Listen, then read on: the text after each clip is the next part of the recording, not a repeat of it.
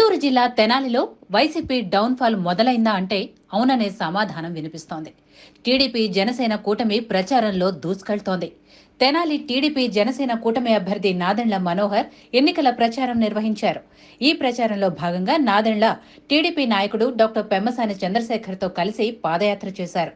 ప్రజల సమస్యలను తెలుసుకుంటూ తమ ప్రభుత్వం ఏర్పడితే జరిగే అభివృద్ధి గురించి ప్రజలకు వివరించారు నాదెండ్ల.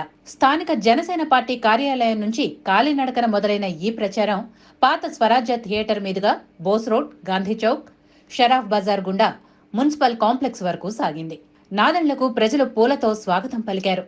నవయుగ హోటల్ సెంటర్ వద్దకు చేరేసరికి టీడీపీ జనసేన శ్రేణులు ఎక్స్కవరేటర్ సహాయంతో భారీ గజమాలను డాక్టర్ పెమ్మసాని నాదెండ్లకు మెడలో వేసి గౌరవించారు.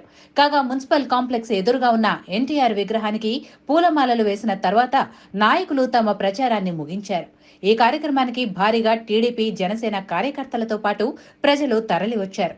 ఈ సందర్భంగా టీడీపీ నేతలు డాక్టర్ పెమ్మసాని చంద్రశేఖర్ తెనాలిలో కూటమి తొలి అడుగు పడిందని, ఇక వైసీపీ కౌంట్ డౌన్ స్టార్ట్ అయినట్లే అని అన్నారు. ఆ నుంచి అమహా వరకు జగన్ తప్పులు చేసుకుంటూ వెళ్లారని చెప్పారు. ఆ అంటే అంగన్వాడీలకు అన్యాయం, ఆ అంటే ఆరోగ్యశ్రీకి ద్రోహం, ఈ అంటే ఇసుక దోపిడీ, ఊ అంటే ఉద్యోగాలు లేకపోవటం వంటి ఎన్నో లెక్కలేనన్ని పాపాలు చేశారని ఆరోపించారు. చరిత్రలో ఈ ప్రభుత్వం మళ్లీ కనపడకుండా బదులు తీర్చుకుంటామని పెమ్మసాని చెప్పారు.